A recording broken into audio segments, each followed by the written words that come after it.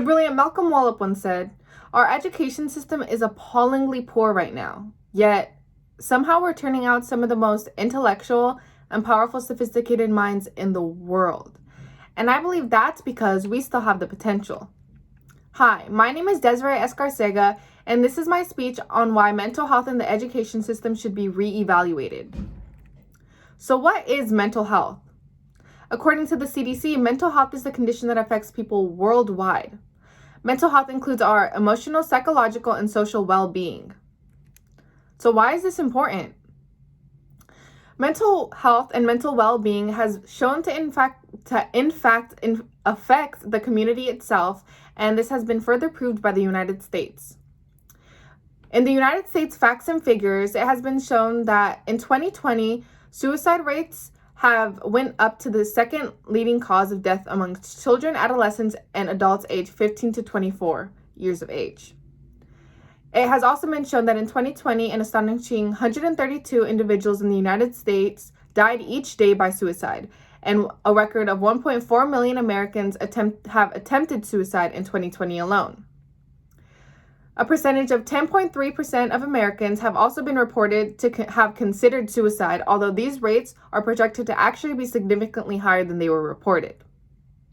This has all been shown because of an impact that one's mental health has had not only on them, but on their community itself.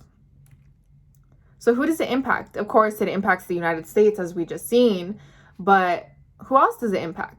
The answer to this is everyone. Everyone is impacted, whether it's directly or indirectly, from mental health. The World Health Organization has shown that although the United States has been one of the countries that has acknowledged mental health and acknowledged its importance, not all countries do this. In fact, 40% of countries have no mental health policy whatsoever, and over 30% of these countries have no health program. That means that all these individuals who suffer in these countries will have no aid whatsoever into getting through this process. 1 in 4 million Americans are affected by neurological disorders at some point in their lives that lead to mental illnesses that include depression, anxiety, eating disorders, schizophrenia, and many more. 450 million already currently suffer from these conditions. So how does it impact our life? Of course, it impacts each of us, and of course, it impacts our emotional well-being and impacts how we feel along with how we cope with our emotions. But did you know that it also impacts your physical well-being as well? People who suffer from mental illness, as shown in Everyday Power, tend to have lower immunity. Not only this, but the mental state in which these individuals are in also can affect one's financial stability. It has also been shown that poor mental health has been tied to leading way for violent and dangerous acts such as drugs, violence, and many other unprecedented acts. Not only are these individuals affected by their own mental health, however, but their loved ones are also impacted. This would be a way in which they are indirectly impacted, as although these individuals are not themselves the ones with the poor mental health, but they are directly being impacted as they are seeing it happen every day and having it impact their life as well. But not only does it impact just the average life, this has a profound impact on the adolescents in school. The ACMH organization has released many statistics showing that 1 in 5 children and youth have a diagnosable emotional, behavioral, or mental health disorder, and 1 in 10 young people have a mental health challenge that is severe enough to impair how they function. A lot of the time, these individuals are in school and may not even know themselves that they have a mental health disorder, but because nobody takes the time to actually figure out what is wrong with them, they go about their day struggling.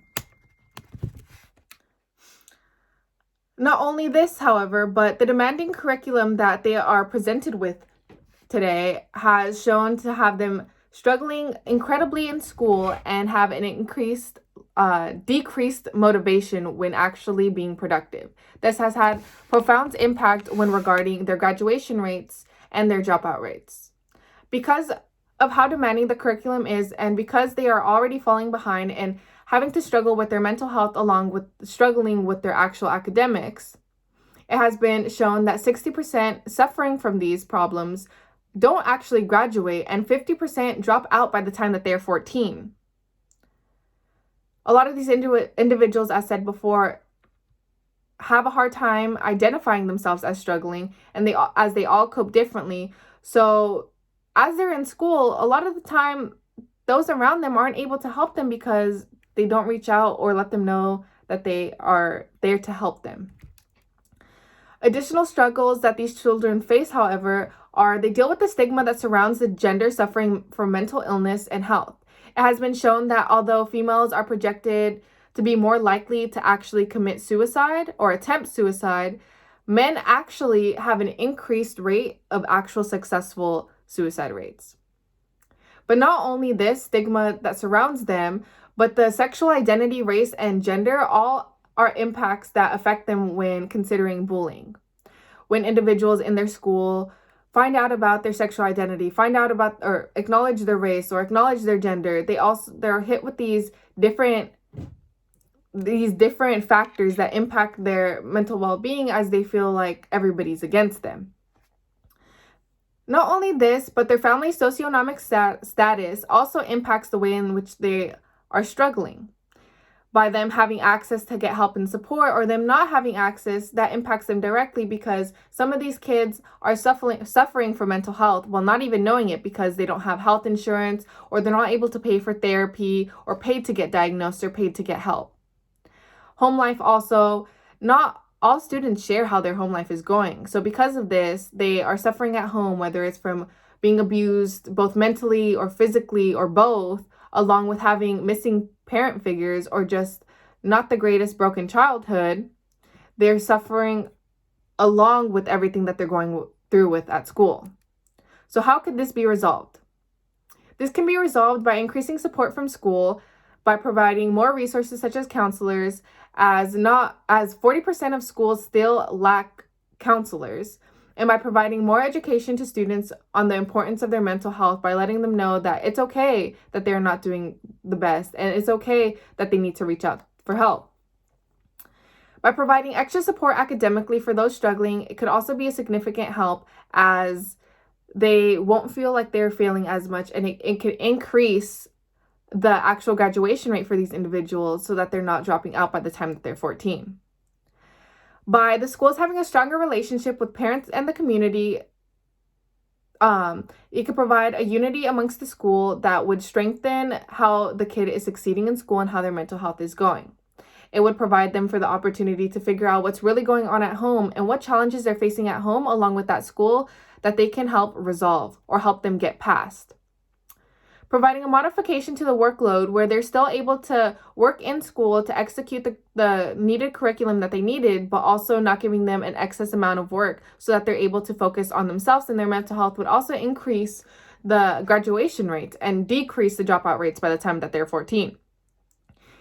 And lastly, establishing a better all-inclusive community within their schools with stronger no tolerance against bullying policies will provide a stronger unity amongst the community that goes to school, while also showing them that they are loved and that they should continue to be here. We have the potential to guide our children and young adults into a future in which they can thrive and be set up for success.